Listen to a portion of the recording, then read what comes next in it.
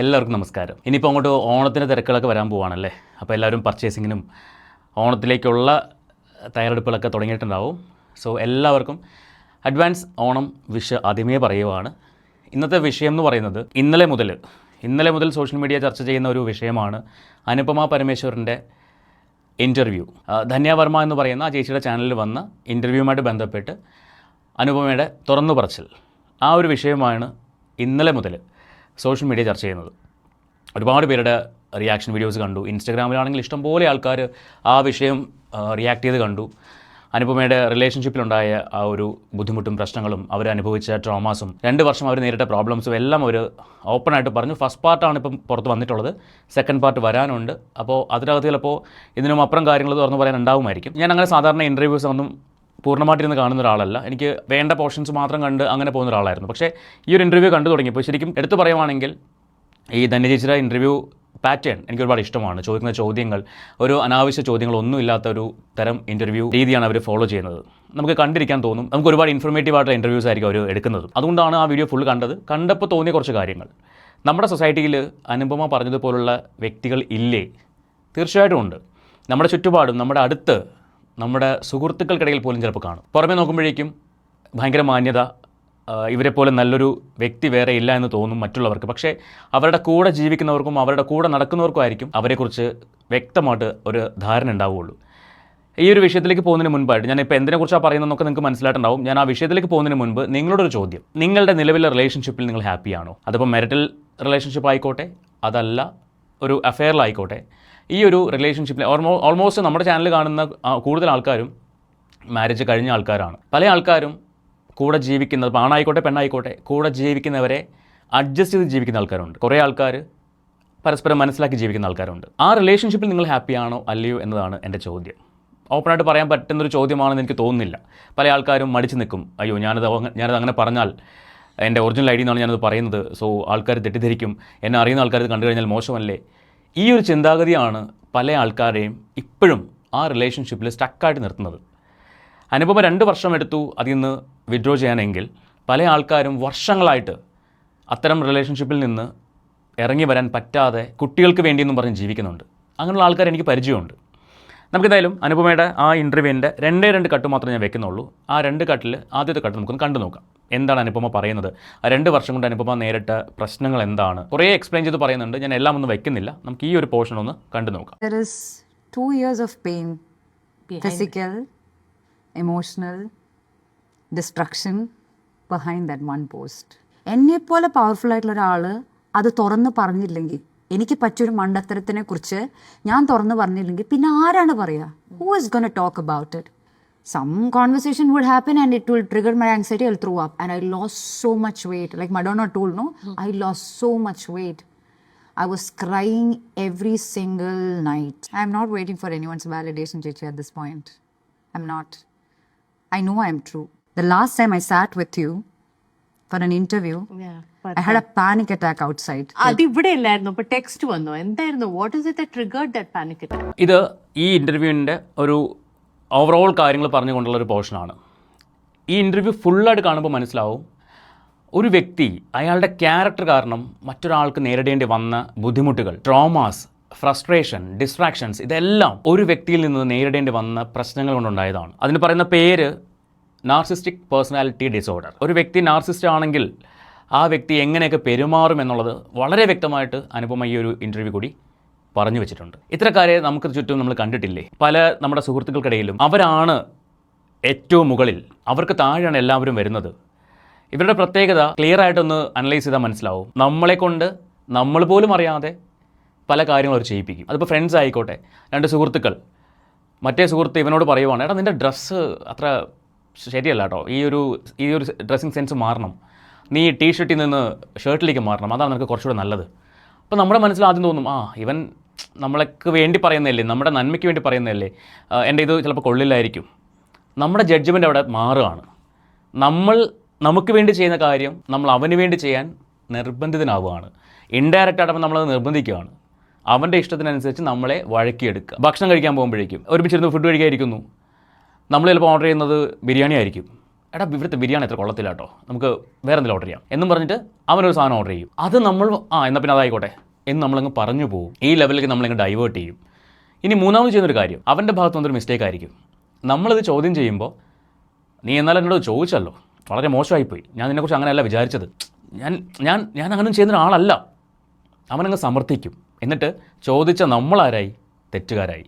ഇത്തരത്തിൽ ബിഹേവ് ചെയ്യുന്ന ആൾക്കാർ. ഇനി ഇതിൻ്റെ ഇൻറ്റൻസിറ്റി കൂടുമ്പോഴാണ് പലപ്പോഴും ഇതിനെ മുൻപ് നമ്മൾ കേട്ടിട്ടുള്ള വാക്കെന്ന് പറഞ്ഞാൽ ടോക്സിസിറ്റി എന്നായിരുന്നു. എപ്പോഴും ബഹളം, പ്രശ്നം, അവൻ ശരിയാണെന്ന് സ്ഥാപിക്കാൻ വേണ്ടി അവനെ മാത്രമേ സ്നേഹിക്കുന്നുള്ളൂ. അവന് സ്നേഹം അവനോട് മാത്രമാണ്, ബാക്കി എല്ലാവരെയും അവൻ ഓരോ ടൂളായിട്ട് മാത്രം യൂസ് ചെയ്യും.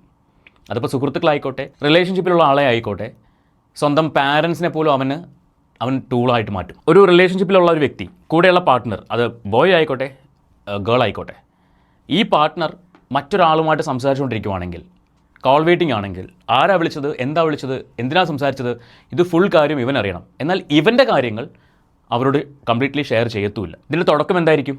അതിന് അനുഭവം പറയുന്നൊരു വാചകമുണ്ട്, ലവ് ബോംബിങ്. സ്നേഹം കൊണ്ട് അങ്ങോട്ട് വീർപ്പ് മുട്ടിക്കും. കെയറിങ് ഏട്ടായി. കെയറിങ്ങിൻ്റെ അങ്ങനെ എക്സ്ട്രീം ലെവലാണ്. ഡെയിലി രാവിലെ വിളിച്ചിട്ട് എഴുന്നേറ്റോ, ചായ കുടിച്ചോ, ബ്രേക്ക്ഫാസ്റ്റ് കഴിച്ചോ, ചോറ് കഴിച്ചോ, നാഴികയ്ക്ക് 100 പ്രാവശ്യം വിളിച്ചുകൊണ്ടിരിക്കും. ഈ പ്രണയത്തിനകത്ത് ഈ ആൾ, മെയിൽ ഓർ ഫീമെയിൽ, വീണു എന്ന് മനസ്സിലായി കഴിഞ്ഞാൽ പിന്നെ അവിടെ തുടങ്ങുന്നത് കൺട്രോളിംഗ് ആണ്. എവിടെയെങ്കിലും പോകാൻ കഴിഞ്ഞാൽ ഇവനോട് വിളിച്ച് ചോദിക്കണം. ഇവൻ സമ്മതിച്ചാലേ പോകാൻ പറ്റുള്ളൂ, അല്ലെങ്കിൽ ഇവൻ പിണങ്ങും. പിണങ്ങി കഴിഞ്ഞാൽ പിന്നെ 2 ദിവസത്തേക്ക് മിണ്ടത്തില്ല.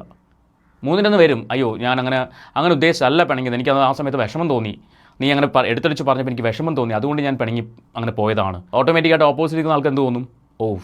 അവൻ എന്നോടുള്ള സ്നേഹം കൊണ്ടല്ലേ, അവൻ എന്നോടുള്ള കെയർ കൊണ്ടല്ലേ അവൻ അങ്ങനെ പോകണ്ടെന്ന് പറഞ്ഞത്, ഞാൻ അത്രയും കടുപ്പിക്കണ്ടായിരുന്നു എന്ന് തോന്നിയിട്ട് സ്വയം കുറ്റബോധം തോന്നും. ഇത് കഴിഞ്ഞ് പിന്നെ ഉണ്ടാകുന്നതാണ് ഇവൻ റൈസ് ആവാൻ തുടങ്ങി. അല്ലെങ്കിൽ ആ കൺട്രോളിംഗ് എന്ന് പറയുന്നത് അവൻ്റെ കൈപ്പിടിയിൽ അവൻ ഒതുക്കും. നീ അത് ചെയ്യാൻ പാടില്ല, നീ ഇത് ചെയ്യാൻ പാടില്ല, നീ അവനോട് മിണ്ടാൻ പാടില്ല, നീ ഇവനോട് മിണ്ടാൻ പാടില്ല, നീ അവൻ്റെ അക്കൗണ്ട് ബ്ലോക്ക് ചെയ്യണം, നീ ഇവനെ ഒരിക്കലും കോൺടാക്ട് ചെയ്യാൻ പാടില്ല എന്ന രീതിയിലേക്ക് ഈ വ്യക്തി അങ്ങ് മാറ്റും.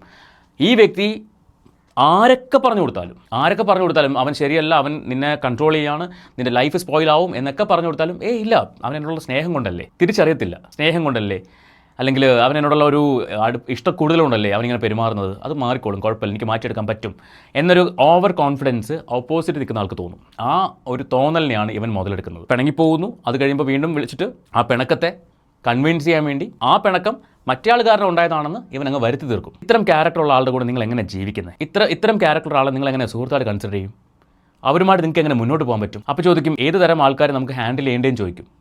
ഇത്തരക്കാരെ നമ്മൾ എത്ര നാൾ ഹാൻഡിൽ ചെയ്യും? ഒരു റിലേഷൻഷിപ്പിലാണെങ്കിൽ, ഇപ്പോൾ അഫെയറിലാണെങ്കിൽ ഒരു പക്ഷേ അനുപമയെ പോലെ ഇറങ്ങി വരാൻ പറ്റും. അതേസമയം മാരേജ് കഴിഞ്ഞിട്ടാണെങ്കിലോ എന്ത് ചെയ്യാൻ പറ്റും? ഡിവോഴ്സ്. ആ ലെവലിലേക്ക് കൊണ്ടെത്തിക്കും. Extreme level toxicity, extreme level. കൂട്ടുകാരെ പോലും കൂടെ നിന്ന് കുതികാൽ വെട്ടുന്ന ടീമുകൾ. കൂടെ നിൽക്കും കൂട്ടുകാരനാണെന്ന് പറയും, ഈ കൂട്ടുകാരൻ്റെ കുറ്റം പോയിട്ട് അടുത്തവനോട് പറയും. എന്നിട്ട് ഇവർ തമ്മിൽ സുഹൃത്തുക്കളായിരിക്കും. ഈ പോയി പറയുന്നവനും ഈ കൂട്ടുകാരനും തമ്മിൽ സുഹൃത്തുക്കളായിരിക്കും. അപ്പോൾ ഇവൻ പറഞ്ഞ കാര്യം അവൻ ഇവനോട് പറയുമായിരിക്കും. അവൻ ഇവനോട് പറയുമ്പോഴേക്കും ഇവനോട് ചോദിക്കാതെ പോട്ടെ എന്ന് നടക്കും. പക്ഷേ ഇവനെക്കുറിച്ച് കുറ്റം മുഴുവൻ ഇവൻ പറഞ്ഞുകൊണ്ടിരിക്കുകയാണ് മറ്റേ ആളത് ഇവനോടും പറയുന്നു. ഇവൻ അറിയുന്നുണ്ട് ഇവനെക്കുറിച്ച് പറയുന്ന കാര്യങ്ങൾ. അത് ചോദിച്ചു കഴിഞ്ഞാലോ, ഞാനങ്ങനെയൊന്നും പറഞ്ഞിട്ടില്ല, ഞാനങ്ങനെ പറയുന്ന നിനക്ക് തോന്നുന്നുണ്ടോ, നീ എൻ്റെ ചങ്കല്ലേ, നീ എൻ്റെ ബഡ്ഡിയല്ലേ എന്ന് പറഞ്ഞ് ഇവൻ എങ്ങ് കൺവിൻസ് ചെയ്യാൻ ശ്രമിക്കും. പക്ഷേ അവന് വേണ്ടത് അവൻ്റെ സമാധാനവും അവൻ്റെ കീഴിൽ എല്ലാവരുമാണ് എന്ന് ഒരു ധാരണ അവനുണ്ട്. അതിനപ്പുറം അതിൻ്റെ മേളിൽ ആരും പോകാനും പാടില്ല. ഒരേ സ്ഥാപനത്തിൽ ജോലി ചെയ്യുന്ന ആൾക്കാരാണെങ്കിൽ ഇവനേക്കാളും മേളിൽ മറ്റേ ആൾ കയറി പോകാൻ പാടില്ല. അവനെ ഞാനാ ഇവിടെ വരെ എത്തിച്ചത്, അവനെ ഞാനാ രക്ഷപ്പെടുത്തിയെടുത്തത് എന്നൊരു മനോഭാവം. അവൻ രക്ഷപ്പെട്ടത് അവൻ്റെ കഴിവുകൊണ്ടായിരിക്കും. ഒരു വ്യക്തിക്ക് ഒരാളെ സപ്പോർട്ട് ചെയ്യാൻ ഒരു ലിമിറ്റ് ഉണ്ട്. അങ്ങനെ സപ്പോർട്ട് ചെയ്താലും ഈ വ്യക്തിക്ക് കഴിവില്ലെങ്കിൽ ആ സപ്പോർട്ട് കൊണ്ട് ഒരു ഗുണം ഉണ്ടാവില്ല. പക്ഷേ ഇവൻ്റെ വിചാരം എന്താണ്? ഞാൻ കാരണമാണ് അവൻ രക്ഷപ്പെട്ടത്, അതുകൊണ്ട് അവൻ എന്നും എൻ്റെ അടിമയായിട്ടിരിക്കണം. ഇതാണ് ഇത്തരം ക്യാരക്ടറുള്ള ആൾക്കാരുടെ ഒരു പ്രത്യേകത. ഇങ്ങനെയുള്ള ആൾക്കാരോട് നിങ്ങൾക്ക് എങ്ങനെ ജീവിക്കാൻ പറ്റും? ഇനി ഇവരുടെ വേറൊരു പ്രത്യേകത, അവർ ഇഷ്ടപ്പെടുന്ന ആളെ അവരുടെ കൺട്രോളിൽ വരുന്നതോടൊപ്പം തന്നെ മറ്റുള്ള ആൾക്കാരിൽ നിന്നും അകറ്റുകയും ചെയ്യും. അവർ പോലും അറിയാതെ. ഈ സ്നേഹിക്കുന്ന വ്യക്തി അല്ലെങ്കിൽ സുഹൃത്തായിക്കോട്ടെ, ആ വ്യക്തി പോലും അറിയാതെ അവരുടെ കംപ്ലീറ്റ് റിലേഷൻസും അവരെന്ത് ചെയ്യും? ബ്രേക്ക് ചെയ്യും, കട്ട് ചെയ്യിക്കും, കംപ്ലീറ്റ്ലി ഇവരിൽ ഡിപ്പെൻഡ് ആക്കും. അപ്പോൾ എന്താ സംഭവിക്കണം എന്ന് ചോദിച്ചാൽ, ഏതെങ്കിലും ഒരു സുപ്രഭാതത്തിൽ ഇപ്പോൾ അനുപമ ഇറങ്ങി വന്നതുപോലെ, അനുപമ ആ വ്യക്തിയുടെ പേര് പറയാത്തത് കൊണ്ട് ഞാനും ആ പേര് പറയാൻ ആഗ്രഹിക്കുന്നില്ല, ഒരിക്കലും അത് പറയുന്നത് ശരിയല്ല. ഒരുപാട് പേര് ആ വ്യക്തിയുടെ പേരും ഫോട്ടോയൊക്കെ വെച്ചിട്ട് വീഡിയോ ചെയ്യുന്നത് ഞാൻ കണ്ടു. വളരെ മോശമാണത്, ചെയ്യാൻ പാടില്ലാത്തൊരു കാര്യമാണ്. കാരണം അനുപമ ആ മര്യാദ കാണിച്ചു. അവരാരിൽ നിന്നാണ് ഇറങ്ങി വന്നത് ആ വ്യക്തിയുടെ പേര് പറയാതിരിക്കാനുള്ള മര്യാദ അവർ കാണിച്ചു. ആ മര്യാദ നമ്മളും കാണിക്കണം, വേണ്ടേ? അതുകൊണ്ട് ഞാൻ പേര് പറയുന്നില്ല. ഞാൻ പറഞ്ഞു വന്നത്, ഇപ്പോൾ ഇവർ ഒരു റിലേഷനിലുള്ള 2 വ്യക്തികൾ റിലേഷനിലായി കുറച്ച് നാൾ കഴിയുമ്പോഴേക്കും കംപ്ലീറ്റ് കോൺടാക്ട്സും എന്ത് ചെയ്യുന്നുണ്ട്? ഇൻഡയറക്റ്റ് ആയിട്ട് ബ്ലോക്ക് ചെയ്യിക്കുന്നു. കാര്യം ഇയാളുടെ കൺട്രോൾ മറ്റയാളുടെ കയ്യിലായി കഴിഞ്ഞു. സ്നേഹം കൊണ്ട് വീർപ്പ് മുട്ടിച്ച് ഇവൻ എനിക്ക് വേണ്ടിയാണ് ജീവിക്കുന്നത് എന്ന് മറ്റേ ആളെ ധരിപ്പിച്ചു കഴിഞ്ഞു.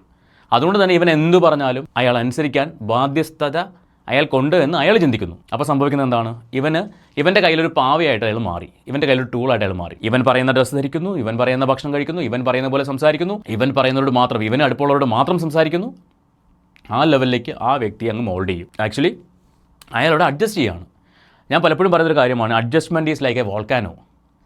അഡ്ജസ്റ്റ്മെൻ്റ് ലൈഫ് എന്ന് പറയുന്നത് ഒരു വോൾക്കാനോ പോലെയാണ്, ഒരു അഗ്നിപർവ്വതം പോലെയാണ്. അതിങ്ങനെ ഉള്ളിലിരുന്ന് പൊകഞ്ഞ് പൊകഞ്ഞിരിക്കും എന്ന് പറഞ്ഞ പോലെയാണ് അഡ്ജസ്റ്റ് ചെയ്ത് ജീവിക്കുന്ന ഒരാളുടെ ലൈഫ് എന്ന് പറയുന്നത്. ഓരോ കാര്യങ്ങളും അയാൾക്ക് പറ്റില്ലെങ്കിൽ പോലും ഈ സ്നേഹം പോകാതിരിക്കാൻ വേണ്ടി, അല്ലെങ്കിൽ ഈ വ്യക്തി നഷ്ടപ്പെട്ടു പോകാതിരിക്കാൻ വേണ്ടി അയാൾ അഡ്ജസ്റ്റ് ചെയ്തിട്ട് ഒരു ലിമിറ്റ് കഴിയുമ്പോൾ അതങ്ങ് ബ്ലാസ്റ്റ് ചെയ്യും. ആ ബ്ലാസ്റ്റ് ഒരു 1.5 ബ്ലാസ്റ്റ് ആയിരിക്കും. ഈ വ്യക്തിനെ ഇല്ലാണ്ടാക്കുന്ന ഒരു ലെവലുള്ള ബ്ലാസ്റ്റും ആയിരിക്കും. ഇപ്പോൾ അനുപമ എന്ന് പറഞ്ഞ വ്യക്തി 2 വർഷം എടുത്തു ആ ഒരു സർക്കിളിൽ നിന്ന് പുറത്തു വരാൻ. അത് പുറത്ത് വന്നതിന് ശേഷം അവർക്ക് എന്താ സംഭവിച്ചത്? അതിൻ്റെ ഡിപ്രഷൻ, അതിൻ്റെ പ്രശ്നങ്ങൾ, ഉണ്ടായ ട്രോമാസ്, അനുഭവിച്ച കാര്യങ്ങൾ, ഇതേക്കുറിച്ചുള്ള ചിന്തകൾ, ഇതെല്ലാം അവരുടെ ലൈഫിനെ എഫക്റ്റ് ചെയ്യും, അവരുടെ പ്രവർത്തികൾ എഫക്റ്റ് ചെയ്യും, അവരുടെ പ്രൊഫഷൻ എഫക്റ്റ് ചെയ്യും. ഒരു റിലേഷൻഷിപ്പ്, ഒരു പ്രണയബന്ധത്തിലായിക്കോട്ടെ, ആ ബന്ധത്തിൽ നിന്ന് ബ്രേക്കപ്പ് സംഭവിക്കുമ്പോൾ ഉണ്ടാകുന്ന പ്രശ്നങ്ങളെക്കാൾ അപ്പുറമായിരിക്കും ഇത്തരം വ്യക്തികളിൽ നിന്നും പിന്മാറി വരുമ്പോൾ. പക്ഷേ ആ പിന്മാറി വന്നാൽ മാത്രമേ അവരുടെ ലൈഫിൽ ഒരു മുന്നേറ്റം ഉണ്ടാവത്തുള്ളൂ. അത് എല്ലാവർക്കും പറ്റത്തുള്ളൂ. ഇപ്പോൾ അനുപമ വന്ന് സൊസൈറ്റിയുടെ മുന്നിൽ പറഞ്ഞതുകൊണ്ട് ഈ വിഷയം എല്ലാവരും ചർച്ചയാക്കി. അനുപമ ഒരു സെലിബ്രിറ്റി ആയതുകൊണ്ട്, ഒരു നടി ആയതുകൊണ്ട് ഇത് ചർച്ചയായി. അതിന് അനുപമയ്ക്ക് നെഗറ്റീവും പോസിറ്റീവായിട്ടുള്ള റെസ്പോൺസ് വന്നു. തമിഴ്നാട്ടിലൊക്കെ ഭയങ്കര നെഗറ്റീവ് റെസ്പോൺസാണ്. വളരെ മോശം ഒരു വ്യക്തിയായിട്ടാണ് അനുപമയെ ചിത്രീകരിക്കുന്നത്. അതേസമയം നമ്മുടെ നാട്ടിലൊരു വിഭാഗം ആൾക്കാർ അനുപമയെ സപ്പോർട്ട് ചെയ്യുന്നു. കാരണം പെൺകുട്ടികൾ ഇങ്ങനെ ആവണം, അവർക്ക് പറ്റാത്ത റിലേഷൻഷിപ്പ് ആണെങ്കിൽ അവർ വിട്ടിട്ട് പോകണം. അത് തന്നെയാണ് ഇവിടെയുള്ള ആൾക്കാർ ഡിമാൻഡ് ചെയ്യുന്നത്. അങ്ങനെയാണ് വേണ്ടത്. നമ്മൾ പലപ്പോഴും കണ്ടിട്ടുണ്ട്, പല കുടുംബങ്ങളിലും മാരേജ് കഴിഞ്ഞിട്ട് ഹസ്ബൻഡിൻ്റെ ടോർച്ചർ സഹിക്കാൻ വയ്യാതെ ജീവിതം അവസാനിപ്പിക്കുന്ന പെൺകുട്ടികൾ. നേരെ തിരിച്ചുമുണ്ട്. ഭാര്യയുടെ ടോർച്ചർ സഹിക്കാൻ വയ്യാതെ ജീവിതം അവസാനിപ്പിച്ച ആൾക്കാരുണ്ട്. ഭാര്യ വിട്ടിട്ട് പോയതിൻ്റെ ഒരു വിഷമത്തിൽ ജീവിതം അവസാനിപ്പിച്ച ആൾക്കാരുണ്ട്. ഇതിനകത്തൊക്കെ എന്താ സംഭവിക്കുന്നത്, ഇത് എന്തുകൊണ്ട് സംഭവിക്കുന്നു എന്നാരും അന്വേഷിക്കത്തില്ല. പുറത്തു വരുന്ന വാർത്ത എന്താ? അവളെ കളഞ്ഞിട്ട് പോയി, അവളെ കളഞ്ഞിട്ട് പോയി, അല്ലെങ്കിൽ അവൾ ജീവിതം അവസാനിപ്പിച്ചു, അവൻ ജീവിതം അവസാനിപ്പിച്ചു. ഇതിൻ്റെ കാരണം അന്വേഷിച്ച് പോകുമ്പോഴാണ് ഇതിലാരെങ്കിലും ഒരാൾക്ക് ഇത്തരം എന്തെങ്കിലും ഡിസോർഡർ, എന്തെങ്കിലും മെൻ്റൽ പ്രശ്നങ്ങൾ ഉള്ള വ്യക്തികളായിരിക്കും. മറ്റേ ആൾക്ക് യാതൊരു സമാധാനം കൊടുക്കാതെ, മറ്റേ ആൾക്ക് യാതൊരു ഫ്രീഡം കൊടുക്കാതെ, ഫ്രീഡം കൊടുക്കേണ്ടതല്ലെങ്കിൽ പോലും മറ്റേ ആളെ ഒന്നിനും സമ്മതിക്കാതെ. അതാണ് ഞാൻ ഉദ്ദേശിച്ചത്. ഇനി നാളെ അല്ലെങ്കിൽ പറഞ്ഞു വരും ഫ്രീഡം കൊടുക്കേണ്ടതാണെന്ന് ചോദിച്ചു വരും. ഫ്രീഡം ഒരിക്കലും ഒരാൾക്കും കൊടുക്കേണ്ടതല്ല. പക്ഷേ മറ്റേ ആളെ ഒന്നിനും സമ്മതിക്കാതെ പിടിച്ച് കെട്ടിവെക്കുന്നൊരവസ്ഥ. പക്ഷികളെ നമ്മൾ കയ്യിൽ പിടിച്ചു വെച്ചാൽ അവർ പുറത്തേക്ക് ചാടാനുള്ള ഒരു വ്യഗ്രത കാണിക്കും. പണ്ടുള്ള ആൾക്കാർ പറയാറുണ്ട്, മണൽത്തരി, കടൽ തീരത്ത് പോയിട്ട് മണൽത്തരി എടുത്ത് കയ്യിൽ അമർത്തി പിടിച്ചാൽ ഊർന്ന് പോകാറുണ്ട് എന്ന് പറഞ്ഞ പോലെയാണ് നമ്മൾ ഏത് വ്യക്തി ആയിക്കോട്ടെ, ഏത് റിലേഷൻഷിപ്പ് ആയിക്കോട്ടെ, നമ്മളതിനെ പിടിച്ചു വയ്ക്കാൻ ശ്രമിച്ചാൽ, എത്രത്തോളം പിടിച്ചു വയ്ക്കാൻ ശ്രമിക്കുന്നു അത്രത്തോളം നമ്മളിൽ നിന്ന് വിട്ടുപോകാൻ അവർ ശ്രമിക്കും. അതേസമയം അവരെ മനസ്സിലാക്കി, അവരുടെ ഇഷ്ടങ്ങൾ മനസ്സിലാക്കി, അവരൊരു വ്യക്തിയാണ് എന്ന് മനസ്സിലാക്കി കൂടെ നിൽക്കുന്നവർക്ക് മാത്രമാണ് സമാധാനമുള്ള ലൈഫ് കിട്ടുന്നത്. അല്ലാത്തവർക്കൊന്നും സമാധാനമുള്ള ലൈഫ് കിട്ടില്ല. അത് ഉറപ്പുള്ള കാര്യമാണ്. നമുക്കിനി ഒരു വീഡിയോ കൂടി കാണാം. സൈലൻസിനെ മിക്കവാറും ആൾക്കാർ മെച്യൂരിറ്റി ആയിട്ടാണ് റിലേറ്റ് ചെയ്യുന്നത്. But silence can also be because of fear. നമ്മളൊരു റൂമിൽ ഇരുന്ന് സംസാരിക്കുന്ന സമയത്ത് നമുക്ക് ആ ടോപ്പിക്കിനെ കുറിച്ച് അറിയില്ലെങ്കിൽ we become silent. That is maturity. But silence can also be because of fear. One thing that bothered me mostly was, എന്നെ പോലെ ഇപ്പം ഞാൻ പറയുന്നത് കേൾക്കാൻ അറ്റ്ലീസ്റ്റ് ഒരു 4 പേരെങ്കിലും ഉണ്ടെന്ന് വിചാരിക്കാം. എന്നെ പോലെ പവർഫുൾ ആയിട്ടുള്ള ഒരാൾ അത് തുറന്ന് പറഞ്ഞില്ലെങ്കിൽ, എനിക്ക് പറ്റിയൊരു മണ്ടത്തരത്തിനെ കുറിച്ച് ഞാൻ തുറന്ന് പറഞ്ഞില്ലെങ്കിൽ പിന്നെ ആരാണ് പറയുക? Who is gonna talk about it? ഉറപ്പായിട്ടും ഈ നാട്ടിൽ ഒരുപാട് സാധാരണക്കാരായിട്ടുള്ള പെൺകുട്ടികളുണ്ട്, ആൺകുട്ടികളുണ്ട്. ഈ ആൾക്കാർ വന്നിട്ട് ഒരു ഇൻസ്റ്റാഗ്രാം അക്കൗണ്ടിൽ വന്നിരുന്നിട്ട്, അല്ലെങ്കിൽ ഒരു യൂട്യൂബ് ചാനൽ വന്നിരുന്നിട്ട് പറയുവാണ് എനിക്ക് ഇത്തരം ഒരു അനുഭവം ഉണ്ടായിട്ടുണ്ട് എന്ന് പറഞ്ഞാൽ എത്ര പേരത് മുഖവിലേക്ക് എടുക്കും? എത്ര പേരത് മൈൻഡ് ചെയ്യും? എത്ര പേരത് കേൾക്കും? പക്ഷേ ഒരു സെലിബ്രിറ്റി, ഞാൻ എന്തുകൊണ്ടാണ് ഒരു യൂട്യൂബ് ചാനൽ സ്റ്റാർട്ട് ചെയ്യാമെന്ന് ചോദിച്ചു കഴിഞ്ഞാൽ, നമ്മളൊരു സെലിബ്രിറ്റി അല്ല. പക്ഷെ നമ്മൾ പറയുന്നത് കേൾക്കാനും 10 പേരുണ്ടാവുമല്ലോ ഒരു ചാനലിൽ വന്നിരുന്ന് പറഞ്ഞാൽ, അല്ലെങ്കിൽ ഒരു ഇൻസ്റ്റാഗ്രാം അക്കൗണ്ടിൽ വന്നിരുന്ന് പറഞ്ഞാൽ എന്നൊരു ചിന്തയാണ് എന്നെക്കൊണ്ട് ഇത്തരം വീഡിയോകൾ ചെയ്യിപ്പിക്കാൻ പ്രേരിപ്പിച്ചത്. നടൻ ജയസൂര്യ അതുപോലുള്ള ആൾക്കാർ പല സിറ്റുവേഷൻസിലും പല സ്ഥലങ്ങളിലും പ്രതികരിച്ച് കണ്ടിട്ടുണ്ട്. ആ പ്രതികരണങ്ങൾക്കെല്ലാം ഒരു വാല്യൂ കിട്ടാറുണ്ട്. എന്തുകൊണ്ടാണ്? They are celebrities. അപ്പോൾ സെലിബ്രിറ്റി ഇമേജുള്ള ആൾക്കാർ പറയുന്ന കാര്യങ്ങൾക്ക് വാല്യൂ കൂടുതലായിരിക്കും. ജനങ്ങളത് ശ്രദ്ധിക്കും. പക്ഷേ ഒരു സാധാരണക്കാരി വന്നിരുന്ന് സംസാരിച്ച് കഴിഞ്ഞാൽ എത്ര പേര് ശ്രദ്ധിക്കും? ഇപ്പം ഞാനൊരു ചാനലിൽ വന്നിരുന്നിട്ട്, ഞാനിപ്പോൾ ഈ ചാനലിൽ വന്നിരുന്ന ഒരു കാര്യം പറയുമ്പോൾ എൻ്റെ വീഡിയോ കാണുന്ന 10 പേരത് ശ്രദ്ധിക്കുമായിരിക്കും. എൻ്റെ ലൈഫിലുണ്ടായ ഒരു എക്സ്പീരിയൻസ്, എൻ്റെ മാരേജ് ലൈഫിലൊരു മോശം അനുഭവം ഉണ്ടായി എന്ന് ഞാൻ പറയുമ്പോൾ എൻ്റെ വീഡിയോ കാണുന്ന ആൾക്കാർ അത് ശ്രദ്ധിക്കും. ഞാനിപ്പോൾ റിയാക്ഷൻ വീഡിയോ ചെയ്യുന്നത് കൊണ്ട് കുറച്ച് അധികം ആൾക്കാരെങ്കിലും അതെടുത്ത് വെച്ച് സംസാരിക്കുമായിരിക്കും, ഇന്ന ആൾക്ക് ഇന്നതുപോലെ സംഭവിച്ചു എന്ന് പറഞ്ഞിട്ട്. അതേസമയം ഇതിലൊന്നും ബന്ധമില്ലാത്ത ഒരാൾ പെട്ടെന്നൊരു ദിവസം വന്നിട്ട് എൻ്റെ ലൈഫിൽ ഇങ്ങനെ കുറേയധികം പ്രശ്നങ്ങൾ ഉണ്ടായിട്ടുണ്ട്, ട്രോമ ഉണ്ടായിട്ടുണ്ട്, എന്നെ ഇന്ന ആൾ ഇതുപോലെ ഉപദ്രവിച്ചിട്ടുണ്ട്, എന്നെ ഒരു രീതിയിലും മുന്നോട്ട് മൂവ് ചെയ്യാൻ പറ്റാത്ത ലെവലിലേക്ക് തളച്ചിട്ടിട്ടുണ്ട് എന്ന് പറഞ്ഞു കഴിഞ്ഞാൽ നിങ്ങളിൽ എത്ര പേര് അത് ശ്രദ്ധിക്കും, എത്ര പേര് മൈൻഡ് ചെയ്യും? അപ്പോൾ ചില കാര്യങ്ങൾ ആൾക്കാർ ശ്രദ്ധിക്കണമെങ്കിൽ അവിടെ ഒരു സെലിബ്രിറ്റി ഇമേജ് കൂടിയേ തീരൂ. ഇപ്പോൾ അനുപമ എന്ന് പറഞ്ഞ വ്യക്തി ഇത് തുറന്നു പറഞ്ഞതുകൊണ്ടാണ് ഇത് ഇത്രയും വലിയ ചർച്ചയായിട്ട് മാറിയത്. ഈ ഒരു പേഴ്സണാലിറ്റി ഉള്ള ആൾക്കാരിൽ നിന്ന് എത്രയും പെട്ടെന്ന് രക്ഷപ്പെടാനേ പറയത്തുള്ളൂ. ആർക്കെങ്കിലും നിങ്ങളുടെ ഏതെങ്കിലും റിലേഷൻഷിപ്പിൽ ആരെങ്കിലും ഇത്തരം പേഴ്സണാലിറ്റി ഉള്ള ആൾക്കാർ, നാർസിസിസ്റ്റ് പേഴ്സണാലിറ്റി ഉള്ള ആൾക്കാരുണ്ടെങ്കിൽ എത്രയും പെട്ടെന്ന് അവരിൽ നിന്ന് വിഡ്രോ ചെയ്ത് അവനവൻ്റെ ലൈഫായിട്ട് മുന്നോട്ട് പോവുക. ഇല്ലെങ്കിൽ ഏതെങ്കിലും ഒരു പോയിന്റിൽ നിങ്ങൾക്ക് നിങ്ങളുടെ ജീവിതം അവസാനിപ്പിക്കേണ്ടി വരും, അതിനൊരു സംശയവും വേണ്ട. ഇല്ലെങ്കിൽ ജീവിതകാലം മുഴുവൻ നരകിച്ച് ജീവിക്കേണ്ടി വരും. സോ എൻ്റെ വീഡിയോ കാണുന്ന നിങ്ങൾക്ക് ഇത്തരം ആൾക്കാരെ പരിചയമുണ്ടെങ്കിൽ അവരോട് പറഞ്ഞ് മനസ്സിലാക്കുക. പക്ഷേ എത്ര പറഞ്ഞാലും മനസ്സിലാക്കാത്ത ആൾക്കാരുമുണ്ട്. അങ്ങനെയൊന്നും അല്ല, അത് ഈ ഒരു സിറ്റുവേഷൻ്റെ പ്രശ്നമാണ്, അല്ലെങ്കിൽ എന്നോടുള്ള ഇഷ്ടം കൊണ്ടാണ്, ഇഷ്ടം കൂടുതൽ കൊണ്ടാണ് എന്നൊക്കെ പറഞ്ഞിട്ട് ഒഴിഞ്ഞു മാറും. പക്ഷേ നിങ്ങൾ സമ്മതിക്കരുത്. ആ വ്യക്തിയോട് നിങ്ങൾക്ക് അല്പമെങ്കിലും സ്നേഹം ഉണ്ടെങ്കിൽ നിങ്ങൾ അവരെ വിട്ടുകളയരുത്, ചേർത്ത് പിടിക്കുക. അവർക്ക് മനസ്സുറന്ന് സംസാരിക്കാൻ ഒരു സമയത്ത് നിങ്ങളുടെ ആവശ്യം വരും. സോ നിങ്ങൾക്ക് ഈ ഒരു വീഡിയോ ഇഷ്ടപ്പെട്ടെങ്കിൽ നിങ്ങളുടെ അഭിപ്രായം നിങ്ങൾ തീർച്ചയായിട്ടും കമൻറ്റ് ചെയ്യുക. നിങ്ങൾക്ക് അറിയുന്ന ആരെങ്കിലും ഉണ്ടെങ്കിൽ ആ ഒരു എക്സ്പീരിയൻസും നിങ്ങൾക്ക് പറ്റുവാണെങ്കിൽ ഈ വീഡിയോയുടെ താഴെ കമൻറ്റ് ചെയ്യുക. നമുക്ക് മറ്റൊരു വീഡിയോയുമായിട്ട് വീണ്ടും കാണാം.